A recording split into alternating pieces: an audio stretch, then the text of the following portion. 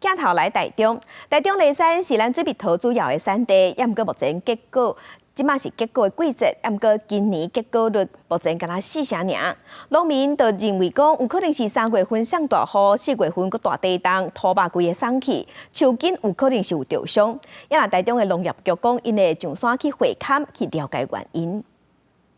一话定即个若开花无结果，台中梨山是台湾水蜜桃上大的产地，每年6、7月是主要产季，一般4月就开始结果。不过当地今年结果率即个若4成，贵农甲民众认为可能甲天气一个最近的地动有关系。摇动晃到根系，根系受伤，果树整个养分就停滞了。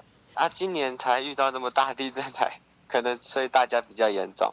3月30号的时候，雷雨。 那个很大很大的雷雨，然后又下冰雹，把那个花瓣打在地上，也造成它不结果。路政局讲，今年天气变化大，向阳寒、向阳冷，3月大雨和水蜜桃无法度顺利调混。 贵农是认为4月花莲地动造成土质松动，树根被震断，养分无法度疏散，就连苹果也同款。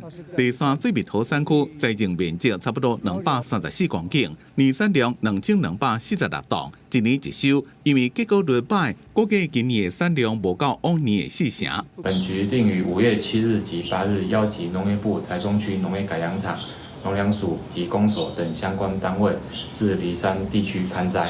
了解灾情原因，同时将持续收集近期各项气候因素数值参考。灾损的原因，大家讲法真多，贵农也担心今年的努力拢会归花花去。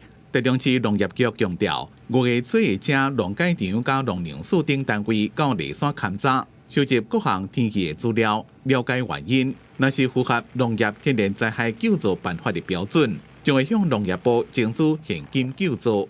记者综合报道。